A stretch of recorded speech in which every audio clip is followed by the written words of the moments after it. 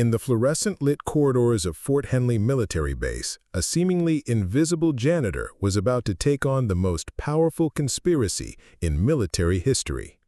What started as routine floor mopping at 0430 hours took a shocking turn when she came face to face with evidence of systematic theft, murder, and corruption reaching into the Pentagon itself.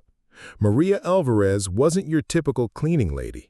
For 9 years, she had spent her life moving like water through the base's administrative halls, known for her meticulous attention to detail and her ability to become part of the background, so invisible that officers discussed classified matters over her head as if she were furniture.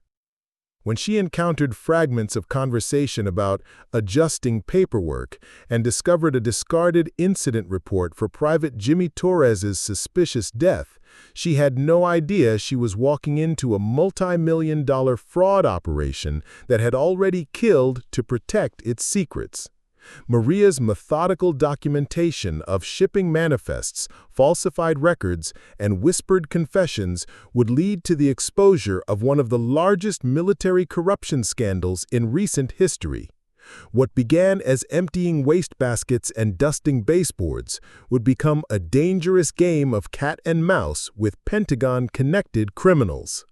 The halls of Fort Henley and 13 other military installations would never be the same after this quiet Honduran immigrant proved that the most devastating truths often come from those society deems invisible.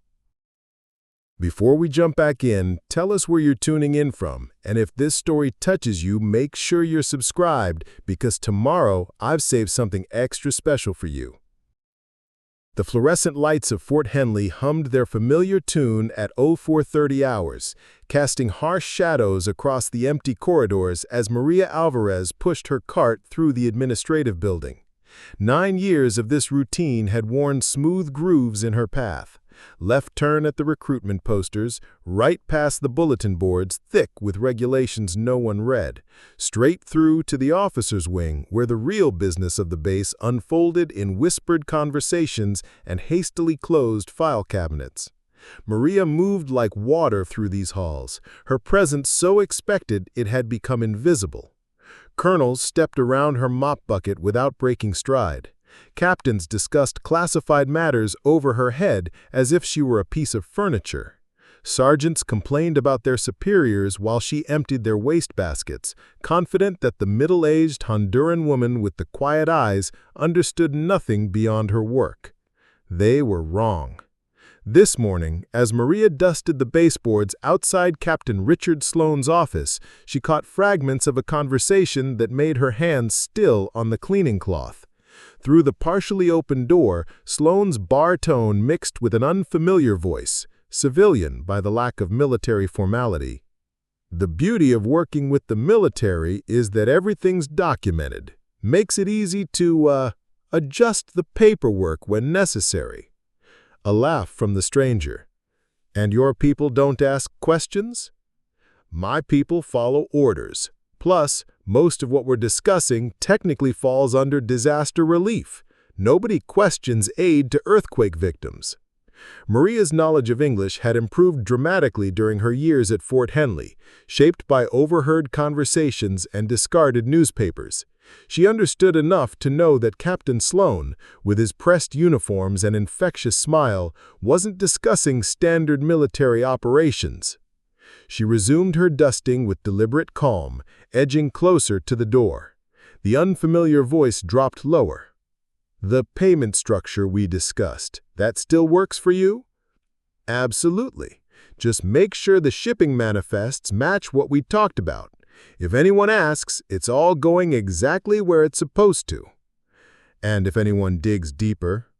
Sloan's pause stretched long enough for Maria to clean 3 more inches of baseboard. Won't happen. I've been handling logistics here for 4 years. Nobody questions my paperwork.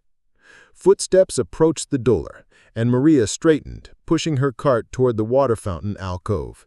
As the civilian contractor emerged, a thin man in an expensive suit that seemed out of place on a military base, Captain Sloan appeared in the doorway, all regulation politeness and pressed dignity. "Pleasure doing business with you, Mr. Henderson.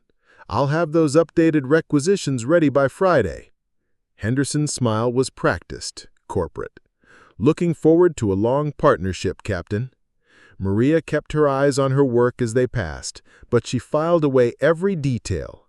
Henderson's license plate when he climbed into a black sedan, the contractor logo on his business card, accidentally dropped and retrieved near her cart, the way Captain Sloan watched the sedan disappear before retreating to his office with an expression that didn't match his earlier charm. 2 hours later, while cleaning the break room, Maria encountered Private Evans, barely 19, with the earnest face of someone still convinced the Army would make him a hero. He was hunched over a cup of coffee that could strip paint, staring at nothing. "Morning, Miss Alvarez," Evans said, glancing up as she wiped down the nearby tables. "You're here early." "Same time every day," Maria replied with a slight smile. Evans was one of the few soldiers who actually acknowledged her presence, though she suspected it was more loneliness than courtesy. Evans nodded absently, then shook his head. "Been a weird week around here. That whole training accident thing really shook everyone up." Maria paused in her cleaning. "Accident?" "Yeah, a couple weeks ago. Guy got killed during night maneuvers. Real mess from what I heard." Evans lowered his voice instinctively, but the brass handled it quick. Paperwork's already filed, family notified, whole thing wrapped up neat and tidy. "That's good," Maria said carefully. "Quick resolution is always better for everyone." "Yeah, that's what Captain Sloan said. Told us it was already been handled at the highest levels, nothing for us grunts to worry about." Evans stood, dumping his coffee down the sink. "Still gives me the creeps, though. Makes you think about how fast you can just disappear." After Evans left, Maria stood alone in the break room, her mind turning over the fragments she'd gathered. A training accident, handled quickly. Captain Sloan's easy assurance about paperwork and documentation, the contractor's comfortable discussion of payment structures and shipping manifests. Patterns. In her 9 years at Fort Henley, Maria had learned to read the base like a second language. She knew which colonels had drinking problems by the empty bottles in their office trash. She knew which marriages were failing by the personal phone calls that stretched too long. She knew which soldiers were struggling by the antidepressants that occasionally fell from their pockets.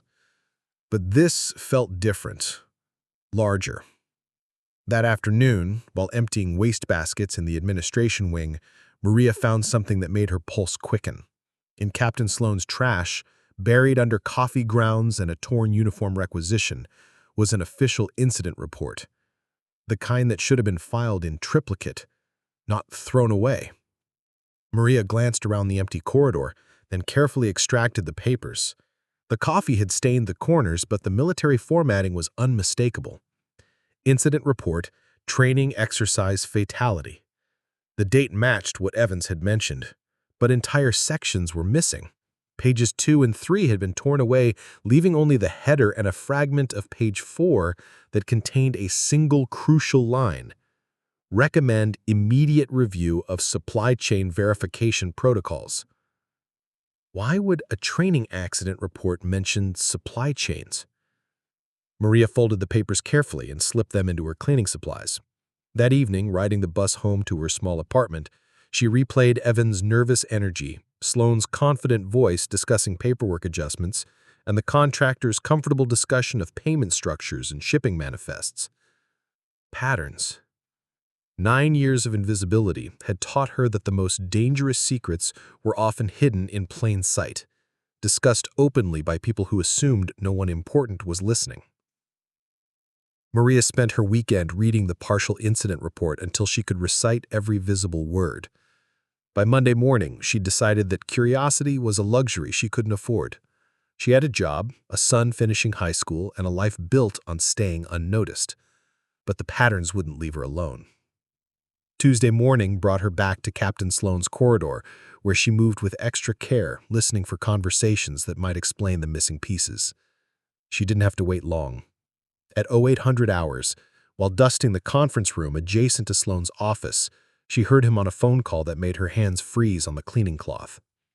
"No, Colonel Hart doesn't need to know the specifics. She's got enough on her plate with the Pentagon review coming up. Better to keep this compartmentalized. A pause.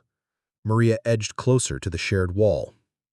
The family is satisfied with the official explanation. Insurance paid out, memorial service held, everyone's moving on. No reason to complicate things with unnecessary details. Another pause. Longer this time. Look, the investigation was thorough enough for official purposes.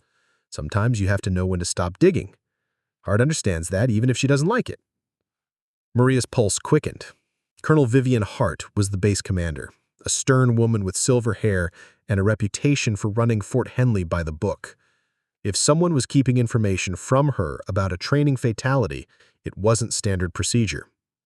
The conversation ended with Captain Sloane's familiar confidence. "Trust me, this is handled." That afternoon, while cleaning the motor pool office, Maria encountered Evans again. He was filling out maintenance reports with the concentrated effort of someone trying to stay busy. "Miss Alvarez," he said, looking up with relief at the interruption. "How's your day going?" "Fine, thank you," Maria replied, emptying his wastebasket. "You seem worried about something." Evans glanced around the empty office, then leaned closer. "Can I ask you something? You've been here a long time, right? You know how things work?" Maria nodded, keeping her expression neutral. "That training accident I mentioned last week, is it normal for everything to get wrapped up so fast? Like, all the paperwork done, investigation closed, everything official in just a couple weeks?" "I don't know much about military procedures," Maria said carefully. "What seems unusual to you?" "Well, they told us not to talk about it anymore. Said it was out of respect for the family, but—" Evans hesitated. "I was on duty the night it happened, saw some of the aftermath, and what's in the official report doesn't match what I remember." Maria continued cleaning while Evans wrestled with his conscience. "The thing is, they keep saying it was a daylight training exercise. Standard maneuvers, equipment failure, tragic accident. But I swear it was after midnight when the ambulance came. And the guy who died? They keep calling him the victim in all the paperwork. But his name was Torres, Jimmy Torres. Why won't they use his name?" Evans stood abruptly, as if realizing he'd said too much. "Sorry, I shouldn't be bothering you with this stuff. It's just, forget I said anything, okay?" After he left, Maria stood in the quiet motor pool office, pieces clicking together in her mind. A training accident that happened at night, but was reported as a daylight exercise. A victim whose name had been systematically removed from official documents. A captain who was keeping information from the base commander. And somewhere in the middle of it, supply chain verification protocols. That evening, Maria made a decision that surprised her. Instead of taking the direct bus home, she rode 3 stops farther to the public library. In the computer section, she searched for news reports about training accidents at Fort Henley. Nothing. No local newspaper coverage, no military press releases, no mention of Private Jimmy Torres anywhere in the digital record. But she did find something else. A military contracting database that listed recent awards for disaster relief supplies. Henderson Logistics, the company belonging to the civilian she'd seen with Captain Sloane, had received a substantial contract for earthquake relief supplies destined for Haiti. The delivery date was 2 weeks after Torres's death. She stared at the screen, her cleaning lady's instincts screaming that something was fundamentally wrong. She thought about Captain Sloane's voice, discussing shipping manifests and disaster relief, about Torres, whose name had been erased from his own death, about Colonel Hart, who apparently didn't know what was happening under her command. For 9 years, Maria had survived by being invisible, by never asking questions that might draw attention to herself. But sitting in the library's fluorescent glare, she realized that invisibility could be a weapon as much as a shield. She just needed someone who understood the military well enough to tell her what these pieces meant. Finding an ally at Fort Henley required the same careful observation that had made Maria invisible for 9 years. She needed someone with access to military systems, someone who understood logistics, and someone who wouldn't immediately report her questions to Captain Sloan. Sergeant Tasha Miller fit the criteria perfectly. Maria had been watching Miller for months, a maintenance NCO in her mid-30s who worked the late shift in Building 7, where vehicle repairs stretched into the early morning hours. Miller had the weathered look of someone who'd seen combat, combined with the skeptical expression of someone who'd learned not to trust easy answers. More importantly, Miller worked alone most nights, and she'd never shown Captain Sloan the deference that other NCOs displayed. Maria had overheard her questioning maintenance budgets and supply orders with a bluntness that suggested either courage or a death wish. On Thursday night, Maria adjusted her cleaning schedule to coincide with Miller's shift. She found the sergeant elbow-deep in the engine of a Humvee, cursing creatively at a stubborn bolt. "Evening, Sergeant," Maria said, setting down her supplies near the maintenance bay.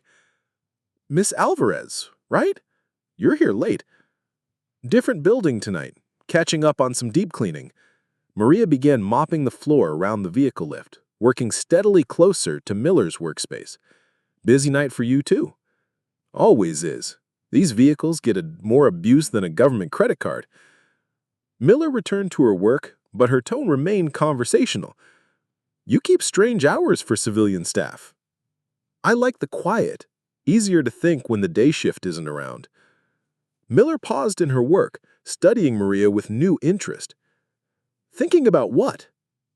I had rehearsed this moment, but standing in the fluorescent-lit maintenance bay, I felt the weight of crossing a line I couldn't uncross. Supply irregularities. The words hung in the air like motor oil fumes. Miller slowly straightened, her expression shifting from mild curiosity to sharp attention. "That's a hell of a thing for a janitor to be thinking about." "It's a hell of a thing for anyone to be thinking about," Maria replied quietly. "But when you clean up for people for 9 years, you start noticing patterns."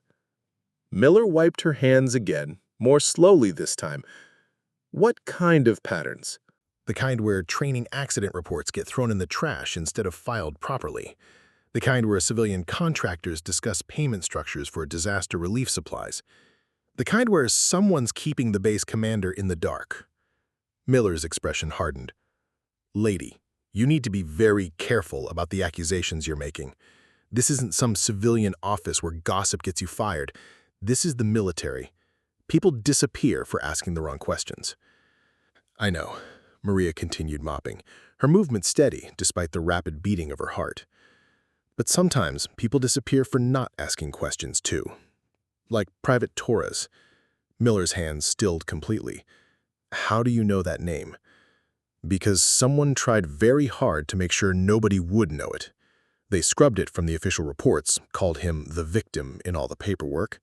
But his name was Jimmy Torres, and he died during a nighttime training exercise that officially happened during the day." Jesus Christ. Miller set down her wrench and faced Maria fully. "You realize what you're suggesting." "I'm not suggesting anything. I'm telling you what I've seen and heard." Maria reached into her cleaning supplies and withdrew the coffee-stained incident report. Someone threw this away instead of filing it. Someone who didn't want anyone to see the recommendation about supply chain verification protocols. Miller took the papers with hands that betrayed the slightest tremor. She scanned the visible text, her expression growing darker with each line. "This should have been filed in triplicate. Original to base command, copy to division, copy to the family." She looked up at Maria with something between respect and fear. "Where exactly did you find this?" "Captain Sloan's office wastebasket, buried under coffee grounds." Miller was quiet for a long moment, staring at the incomplete report. When she spoke again, her voice carried the weight of someone who'd suspected, but hoped she was wrong. "Sloan's been handling all our major supply requisitions for the past 6 months. Said it was more efficient to centralize through his office." She handed the papers back to Maria. "I questioned some of the orders. Quantities didn't match our actual needs, but he said they were planning ahead for the fiscal year." "What kind of quantities?" "Emergency medical supplies, food rations, the stuff that gets shipped overseas for a disaster relief." Miller's jaw tightened. Stuff that's easy to redirect if you control the paperwork. Maria felt a cold understanding settle in her chest. And if someone discovered the redirection during a training exercise, then that someone might have an accident. Miller turned back to her work, but her movements were tense, distracted. "Look, Ms. Alvarez, Maria, I don't know what you think you're doing, but this is dangerous territory. If you're right about even half of this, then soldiers are dying to protect a theft ring, and the people responsible are counting on everyone being too scared to connect the dots." Miller slammed her wench down hard enough to make the metal workbench ring. God damn it. I knew something was off. The supply manifests, the budget discrepancies, the way Sloan keeps pushing us to clear space in the storage areas. She turned to face Maria, her expression grim. But proving it is something else entirely. You'd need access to classified logistics systems, shipping records, financial documentation that civilians aren't supposed to see. "I don't need access," Maria said quietly. "I need someone who already has it." Miller stared at her for a long moment, and Maria could see the war playing out behind her eyes. Military loyalty against moral duty. Career safety against the memory of a dead soldier whose name had been erased. Finally, Miller spoke. "What exactly are you asking me to do?" "Help me find out what really happened to Jimmy Torres. Help me understand why Captain Sloan is throwing away incident reports and keeping Colonel Hart in the dark. Help me figure out where those disaster relief supplies are really going. And if we find what I think we're going to find, then we make sure the right people know about it." Miller picked up her wrench, tested its weight in her hands, then set it down again. "There's a maintenance computer in the back office. It's connected to the logistics network. If I were to accidentally leave it logged in some night, and if someone happened to be cleaning back there, that would be very careless of you, Sergeant." "Yeah, it would be. Good thing I'm known for being careless with security protocols." Maria gathered her cleaning supplies, preparing to leave. At the maintenance bay door, she paused. "Sergeant, thank you." Miller was already back under the hood of the Humvee, but her voice carried clearly in the quiet space. "Don't thank me yet. Thank me when we're both still alive and the bad guys are in prison." As Maria walked back through the empty corridors of Fort Henley, she felt something she hadn't experienced in 9 years of invisible service. For the first time since arriving at this base, she wasn't alone. But she also wasn't safe anymore, and neither was Sergeant Miller. The hunt for the truth about Jimmy Torres had begun. 3 days after her conversation with Sergeant Miller, Maria found herself standing in the supply warehouse at 0530 hours, ostensibly checking inventory for damaged cleaning supplies. In reality, she was memorizing serial numbers on crates marked for overseas shipment. Miller had been true to her word. The maintenance office computer had been left logged in the previous night, and Maria's 20 minutes of careful navigation through the logistics database had revealed discrepancies that made her stomach turn. Shipments marked as delivered to overseas bases that never appeared in receiving reports. Aid supplies supposedly sent to Haiti that were photographed being unloaded at a civilian warehouse 30 miles from Fort Henley. Now, standing among towers of olive-drab crates, Maria was building a physical inventory to match against the digital lies. "Medical supplies, Haiti relief," read the stenciled letters on a pallet near the loading dock. Maria photographed the serial numbers with the disposable camera she'd bought specifically for this purpose. Cell phone cameras left digital footprints that could be traced. The crate numbers matched entries she'd seen marked as shipped in the computer system, but here they sat, 3 weeks past their supposed delivery date. "You're here early." Maria's heart hammered against her ribs as she turned to find Private Evans standing in the warehouse doorway, dressed in PT gear and looking like he'd been running.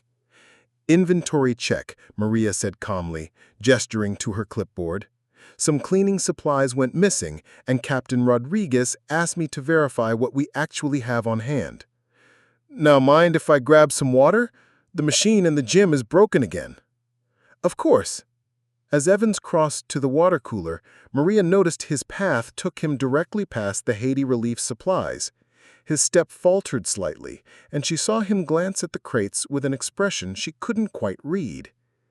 "Weird seeing these still here," Evans said quietly, almost to himself. "What do you mean?"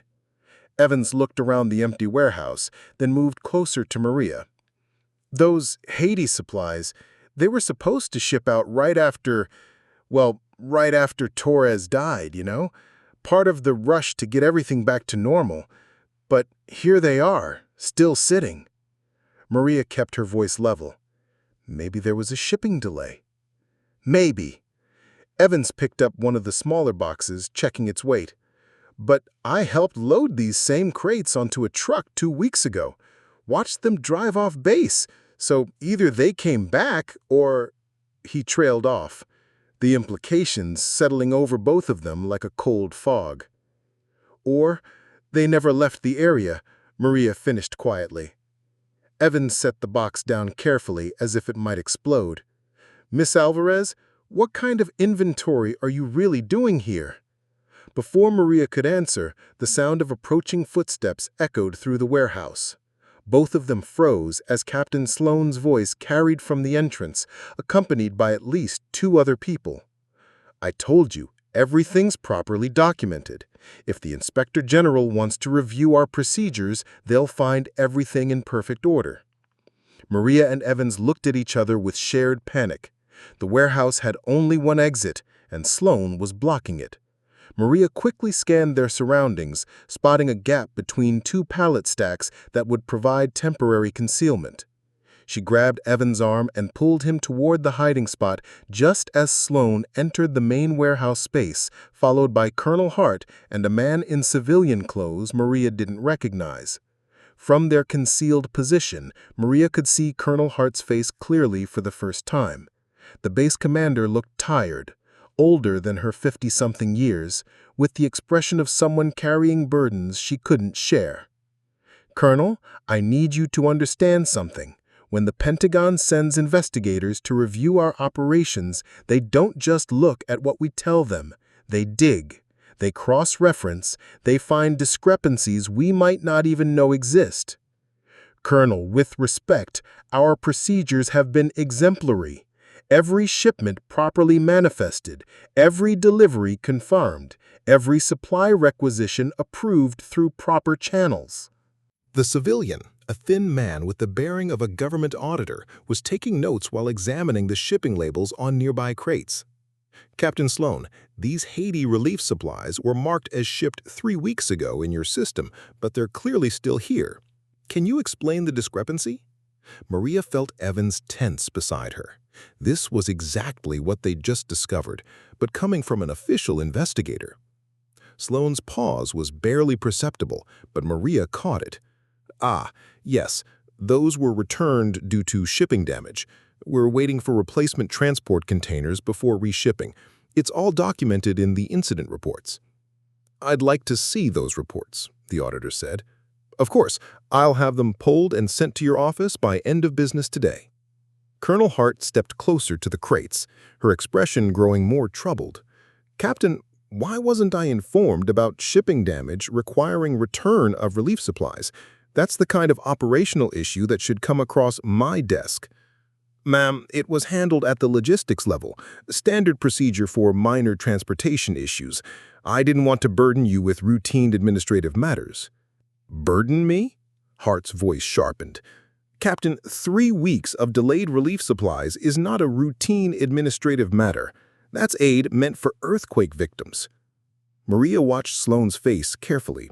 His expression remained professional, concerned, but she could see something calculating behind his eyes. You're absolutely right, Colonel. I should have kept you better informed. It won't happen again. The auditor finished his notes and looked up. I'll need a complete manifest of everything in this warehouse, cross-referenced with your shipping records for the past 6 months. Can you have that ready by tomorrow? Absolutely. My staff will work through the night if necessary. As the 3 officials left the warehouse, Maria and Evans remained hidden until their voices faded completely. When they finally emerged from behind the pallets, Evans looked shaken. Jesus, Ms. Alvarez, they're onto something, aren't they? That auditor, Colonel Hart looking suspicious, this is bigger than just Torres. Maria nodded grimly. And Captain Sloane just promised to produce documentation that we know doesn't exist. What do you mean? He said the shipping damage and return are documented in incident reports. But if those supplies never actually left the base, then the incident reports are fabricated. He's going to spend tonight creating false documentation to cover his tracks. Evans stared at the crates around them, understanding dawning in his young face. Which means whatever evidence exists now might disappear by tomorrow, unless someone makes copies first. That evening, Maria sat in Sergeant Miller's maintenance bay, spreading photographs and handwritten notes across the metal workbench like pieces of a deadly puzzle. "You realize what you're telling me," Miller said, studying the images of serial numbers and shipping labels. "Sloan's not just skimming supplies. He's running a full logistics fraud operation, using official military channels to steal aid meant for disaster victims. And when Torres stumbled onto it during that night training exercise, they killed him and covered it up." Miller leaned back in her chair, the weight of it settling over both of them. "Maria, this isn't just corruption. This is conspiracy, theft of government property, probably murder. If we're right, we're talking about federal crimes that could put people away for life. Which means they'll kill to protect it." "Yeah." Miller stood and walked to the bay windows, looking out at the darkened base. "Which means we'd better be damn sure we're right, and we'd better have evidence that can't be destroyed or dismissed." The auditor said he wants manifests cross-referenced for 6 months. If Sloan spends tonight creating false documentation, we need to get the real records before he can replace them. Miller turned back to face her. "The master logistics database backs up automatically to an off-site server every night at midnight. If I can access the backup from before tonight, we'd have the original shipping records before Sloan doctors them. Can you do that?" "Technically, yes.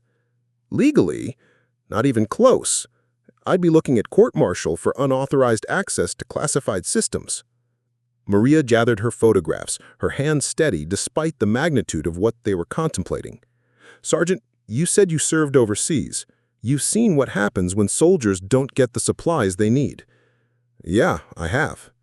"And you've seen what happens to disaster victims when relief supplies get diverted." Miller was quiet for a long moment. "I'll need 2 hours after midnight to access the backup servers without triggering security alerts. Can you be here at 0200? "I'll be here." "Maria," Miller's voice stopped her at the door. "After tonight, there's no going back. Win or lose, our lives on this base are over. Our lives were over the moment we decided to care about Jimmy Torres." At 0200 hours, Maria found herself in territory no civilian janitor had any business occupying, the server room beneath Building 7, watching Sergeant Miller's fingers fly across a keyboard connected to the master logistics database. "Got it," Miller whispered, her face illuminated by the green glow of the monitor. 6 months of original shipping manifests before tonight's alterations. "Jesus, Maria, look at this!" The screen displayed a spreadsheet that told the story of systematic theft. Dozens of shipments marked as delivered to overseas bases, but with delivery confirmations that were obviously forged. Aid supplies supposedly sent to Haiti, Somalia, and Afghanistan that had actually been redirected to civilian warehouses controlled by Henderson Logistics.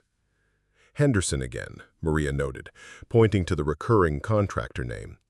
"He's not just Captain Sloan's contact, he's running the civilian side of the operation."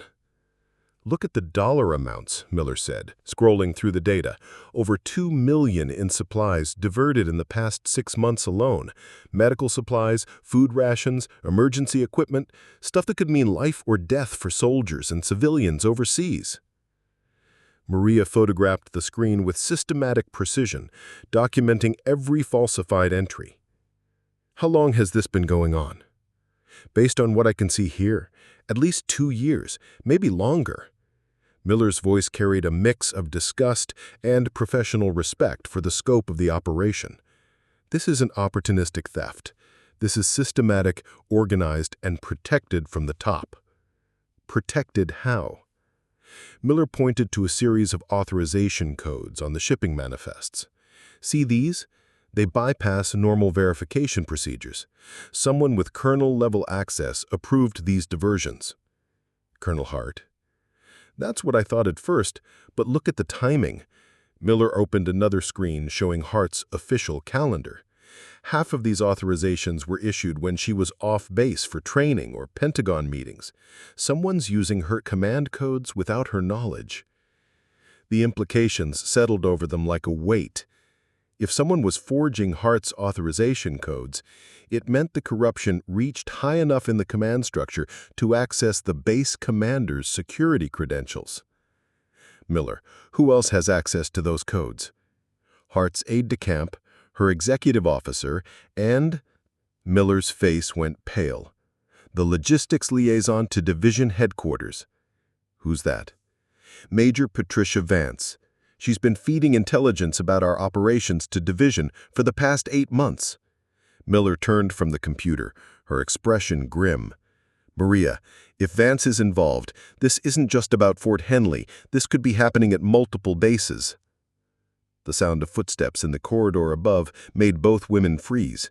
At 0200 hours, Building 7 should have been empty except for security patrols, but these footsteps had purpose, direction. Miller quickly closed the database windows and powered down the terminal. We need to go, now. They gathered Maria's photographs and moved toward the server room exit, but the footsteps were getting closer, accompanied by voices. Maria recognized one of them, Captain Sloan, but he sounded different, stressed, angry. Told you this was handled. The audit is routine, nothing more. A woman's voice responded, crisp and professional.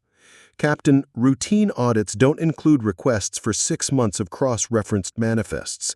Someone's been talking. Miller grabbed Maria's arm and pulled her toward a maintenance corridor that connected to the heating system. They crawled through a space barely large enough for their bodies, emerging in the basement of Building 6. That was Major Vance, Miller whispered as they brushed dust from their uniforms. She shouldn't be on base at 0200 hours unless something's wrong. Or unless they're trying to clean up evidence before the auditor comes back. They made their way back to Miller's maintenance bay through a circuitous route that avoided the main corridors. Once there, Miller immediately began burning copies of the photographs onto multiple CDs.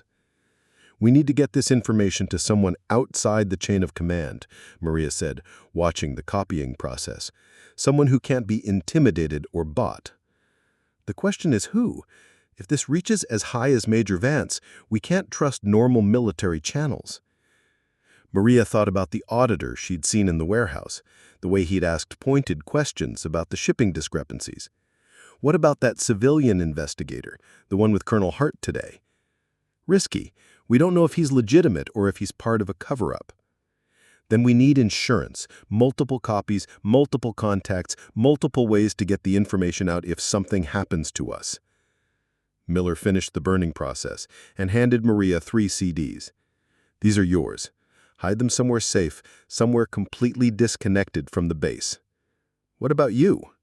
I'm going to request emergency leave, family crisis back home. If I disappear for a few days, it gives us both time to figure out our next move. Maria pocketed the CDs, feeling their weight like lead in her uniform. Tasha, if we're wrong about this, we're not wrong. The numbers don't lie. But if we are, we'll face court-martial together. If we're right, we might save lives. As Maria prepared to leave, Miller called out one final warning. Be careful who you trust. If this operation is as big as it looks, they have resources we can't imagine, and they've already killed once to protect it. Maria's small apartment had never felt more vulnerable than it did at 0300 hours, with 3 CDs full of evidence hidden in her coffee canister and the weight of conspiracy pressing against her windows. She sat at her kitchen table, staring at printed photographs of shipping manifests, knowing that somewhere across town, Captain Sloan and Major Vance were probably working frantically to destroy or alter the very records she'd just copied. The sound of a key in the front door made her jump, but it was only Miguel, her 19-year-old son, returning from his night shift at the campus computer lab. "Mama, why are you up so late?" Miguel dropped his backpack by the door and noticed the paper spread across the table. "What's all this?" Maria looked at her son, tall and lean like his father, but with her careful eyes and methodical mind, and made a decision that terrified her. Miguel was 2 semesters away from finishing his computer science degree, old enough to understand the dangers, smart enough to help her navigate them.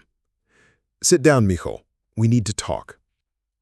For the next hour, Maria explained everything. Jimmy Torres' death, the shipping frauds, the evidence she'd gathered with Sergeant Miller, and the scope of corruption that seemed to reach far beyond Fort Henley. Miguel listened without interruption, his expression growing more serious with each revelation. "Mama, this is incredibly dangerous. These people have already killed 1 soldier. They won't hesitate to hurt a civilian janitor and her college student son." "I know. That's why I need your help." Miguel studied the photographs and documents, his computer science training evident in how quickly he grasped the digital aspects of the fraud. "You said they're altering records in real time to stay ahead of the audit?" "Miller thinks they spent tonight creating false documentation to replace what the investigator will see tomorrow." "Then we need to preserve what you found in a way that can't be destroyed or suppressed." Miguel stood and retrieved his laptop from his backpack. "I can create encrypted backups stored on remote servers, set up dead man switches that automatically release the information if something happens to us." Dead man switches. Automated systems that send pre-written emails with attached evidence to multiple recipients if we don't check in regularly. Journalists, federal investigators, congressional offices, people who can't be bought or intimidated. Maria watched her son finger move across the keyboard with practiced efficiency. In 20 minutes, he'd created a digital fortress around their evidence that would have taken her months to understand. "There," Miguel said, hitting a final key.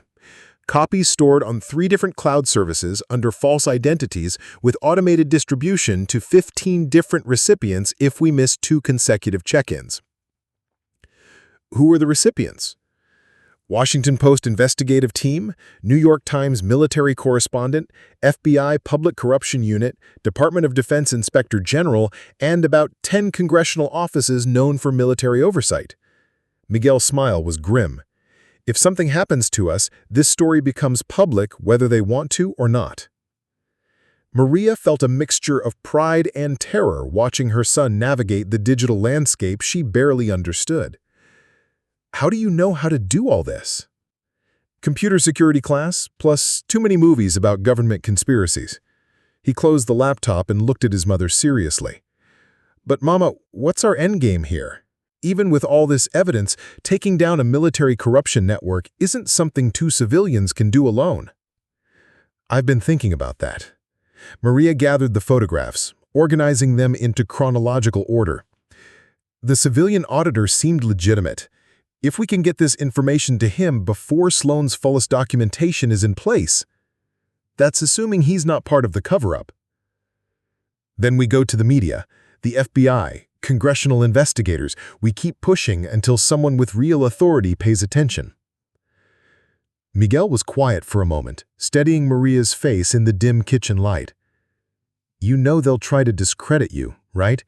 Say you're just a disgruntled employee, maybe unstable, making wild accusations against respected officers.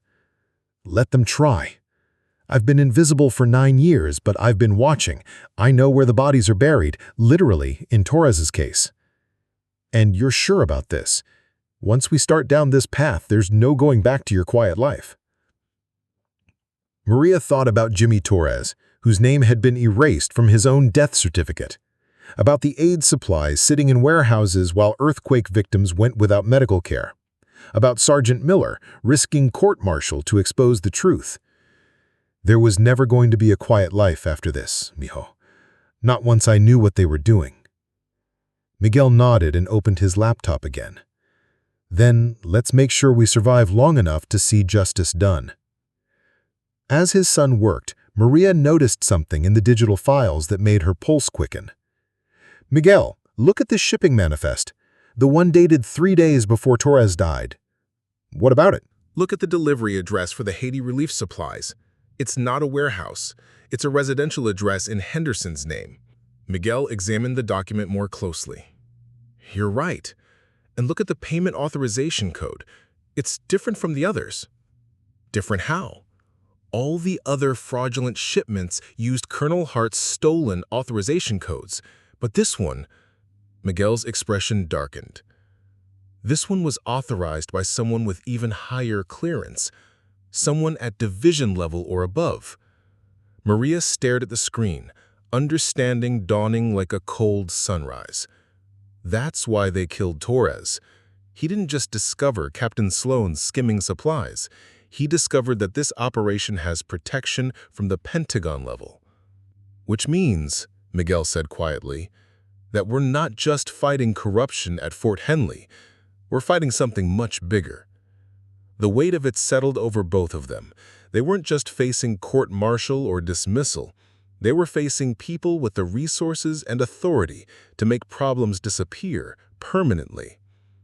"Mama," Miguel said, "I think we need to move faster than we planned." By Thursday morning, Maria had a plan that required precision, timing, and nerves she wasn't sure she possessed. The digital fortress Miguel had built around their evidence provided some protection, but protection was useless if they couldn't prove their accusations. What they needed was someone catching Captain Sloan in the act of fraud, someone whose testimony couldn't be dismissed or discredited. The opportunity came from an unexpected source, Private Evans. Maria found him in the motor pool, nervously checking and rechecking the maintenance schedule for the third time in an hour. "You seem worried about something," Maria observed, beginning her cleaning routine around the parked vehicles. Evans looked around to ensure they were alone, then moved closer.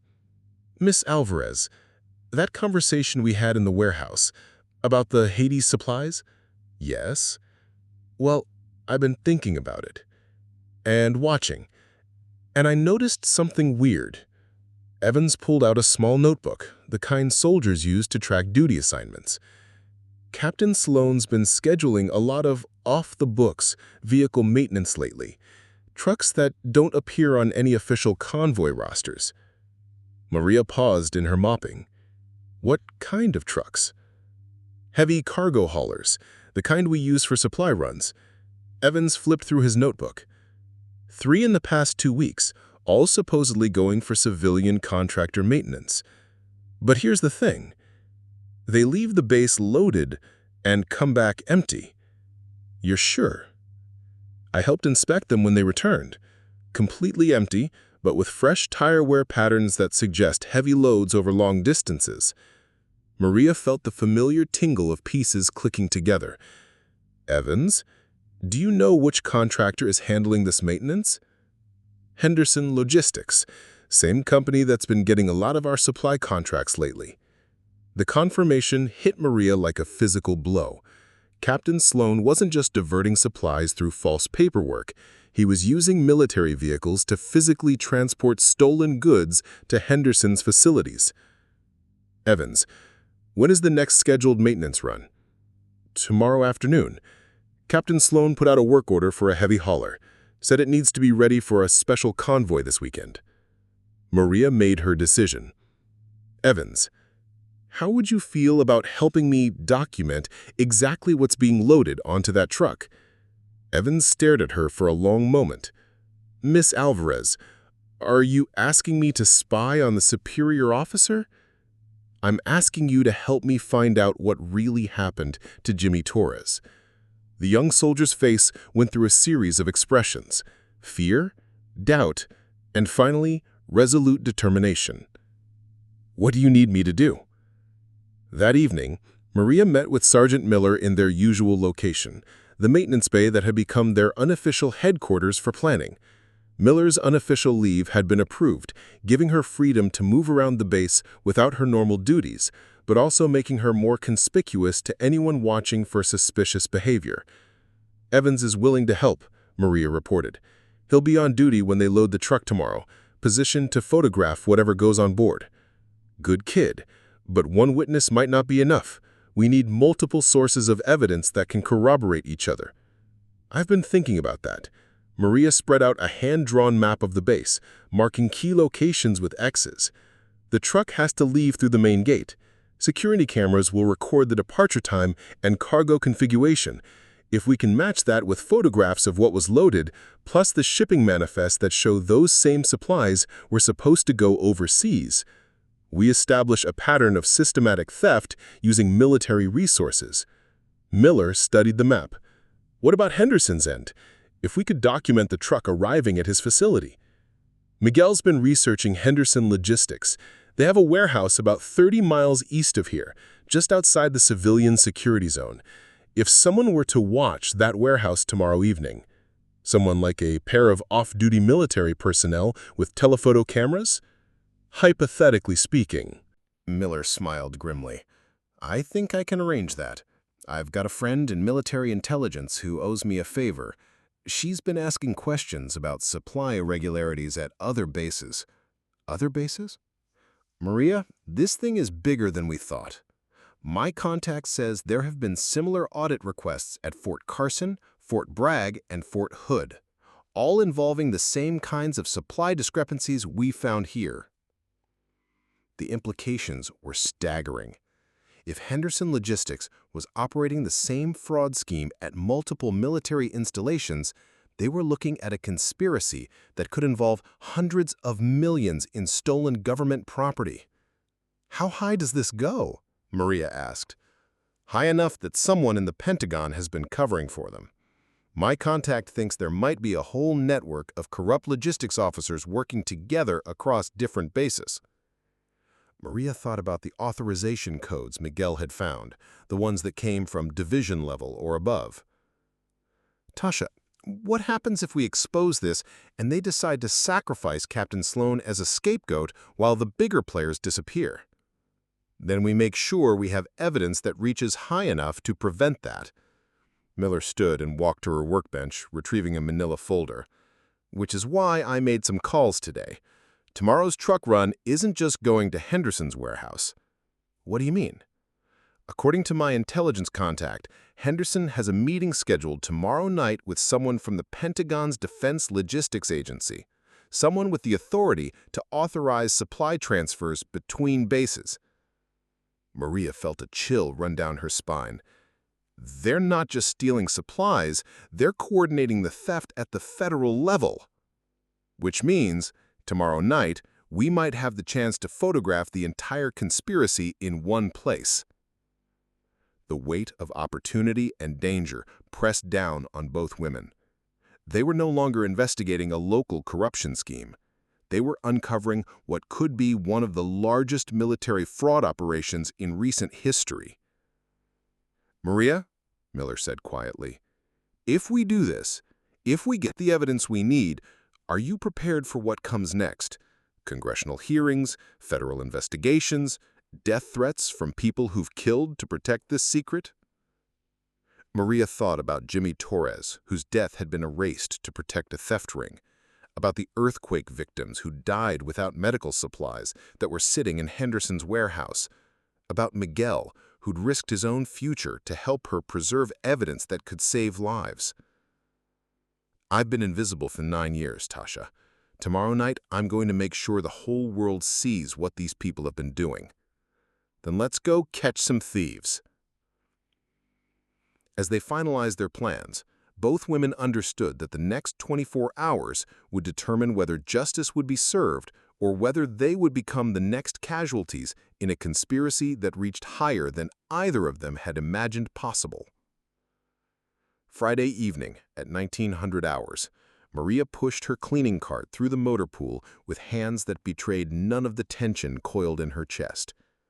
Hidden beneath her standard cleaning supplies was a digital voice recorder Miguel had purchased that morning, along with a camera with a telephoto lens borrowed from Miller's intelligence contact. The plan was precise. Captain Sloan had scheduled the truck departure for 1930 hours, giving Maria a 30-minute window to document whatever conversation took place during the loading process. Miller was creating a distraction in Building 7, deliberately triggering a maintenance alarm that would require her immediate attention, establishing her alibi away from the motor pool. Private Evans was positioned at his normal duty station, clipboard in hand, officially inventorying vehicle fuel levels while actually photographing the loading process. His nervous energy had been channeled into meticulous documentation, Every crate, every serial number, every face involved in the operation. As Maria began cleaning the windows of parked vehicles, she heard the rumble of a heavy cargo truck pulling into the loading bay.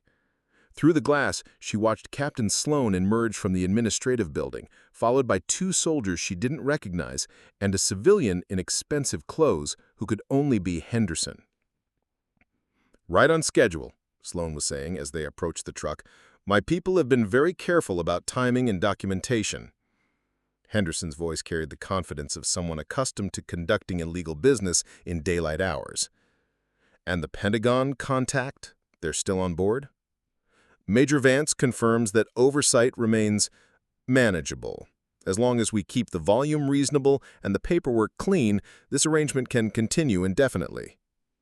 Maria activated the recorder, holding her breath as the conversation continued just 20 feet away. "What about the investigation? The auditor who was here yesterday?" Sloan's laugh was cold. "Handled. He'll find exactly what he expects to find. Properly documented shipments, appropriate authorizations, everything in perfect order. The original records have been updated." "And if anyone asks uncomfortable questions?" We've dealt with uncomfortable questions before. Sometimes training accidents happen when soldiers get too curious about things that don't concern them. Maria's blood turned to ice. Sloan had just confessed to murdering Jimmy Torres, recorded on a device that would hold up in federal court. The loading process began in earnest. Maria watched through her telephoto lens as crates marked for Haiti relief were carried from the warehouse and loaded onto the truck. But these weren't the same crates she'd photographed earlier. These bore fresh shipping labels with destinations in Somalia and Afghanistan. "Smart thinking on the relabeling," Henderson was saying. "Makes it look like legitimate overseas aid if anyone checks the manifests. We've learned from experience. The key is making sure the digital trail matches the physical evidence. No discrepancies, no questions." Through her lens, Maria captured Henderson handing Sloan a thick envelope. "You cut for the past month, plus a bonus for handling the Torres situation so cleanly. Appreciated. Though I hope we won't need that kind of intervention again. Depends on how careful your people are. Speaking of which, how's your janitor situation?" Maria's heart stopped. "Janitor situation?"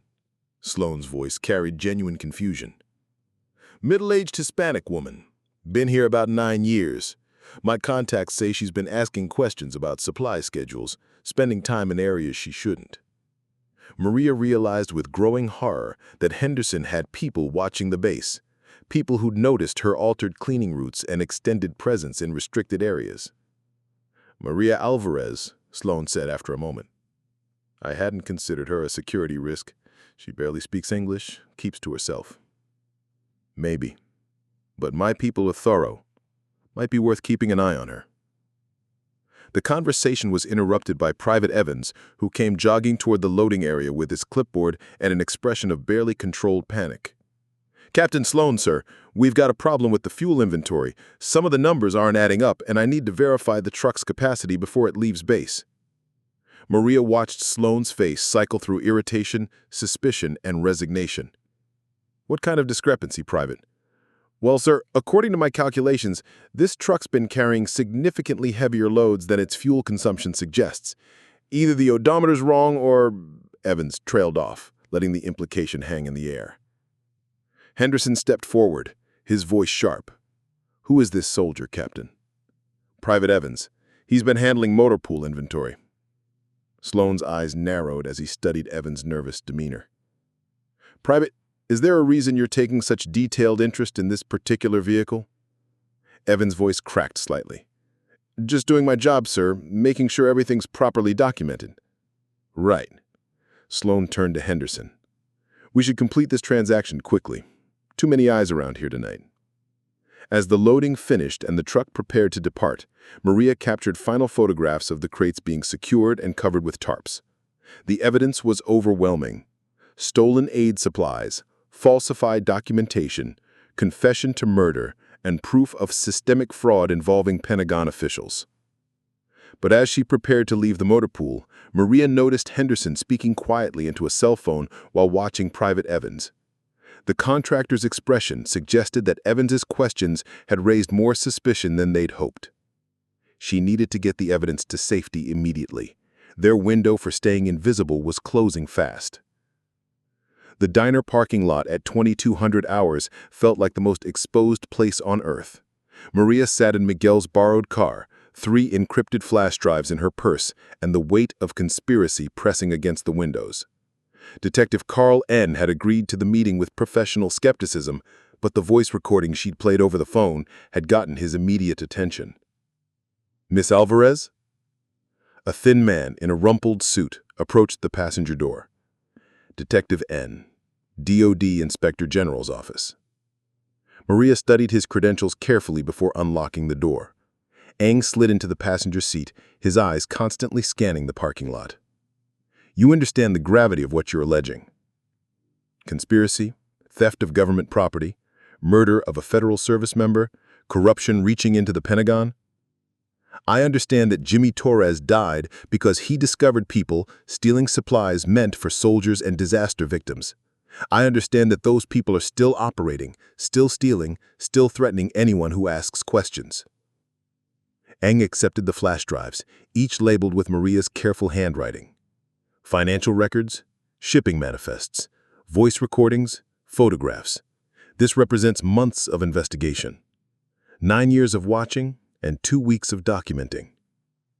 The voice recording where Captain Sloan discusses handling Private Torres, you're certain of its authenticity. Recorded 3 hours ago, the digital timestamp will verify when and where it was made. Eng pocketed the flash drives. "Miss Alvarez, if even half of this evidence is legitimate, you've uncovered one of the largest military fraud cases in recent history. But you need to understand, these people have resources, connections, and a proven willingness to kill to protect their operation." Which is why I'm giving this to you instead of trying to handle it myself. Smart. But it's also why you need to be extremely careful in the coming weeks. Keep your normal routine. Don't discuss this with anyone else, and contact me immediately if you notice anything unusual. Maria nodded, but she was already thinking about the black SUV she'd seen circling her apartment building that afternoon, about Henderson's questions regarding her situation, about the way Captain Sloan had looked at Private Evans. "Detective Eng, how long before you can act on this evidence?" "Depends on verification and coordination with other agencies.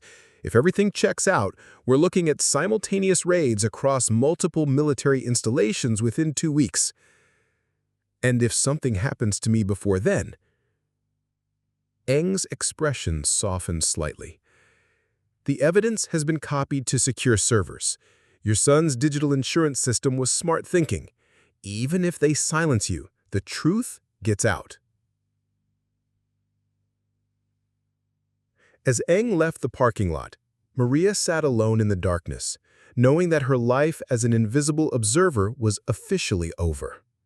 Whatever came next, she'd crossed the line from witness to whistleblower. The drive home took her through familiar streets, but everything felt different now. Every car behind her could be surveillance. Every shadow could hide a threat. When she finally reached her apartment, the black SUV was parked across the street, windows tinted too dark to see inside. Maria went upstairs and called Miguel. "Pack a bag. We're staying with your aunt in Phoenix for a few days." "Mama, what's wrong?" "Nothing's wrong, mijo, but I think we need a vacation." Up next, we have 2 more incredible stories that are waiting for you. Just click the image you want to watch and it will take you there. If you enjoyed this video, make sure to subscribe. It would mean a lot.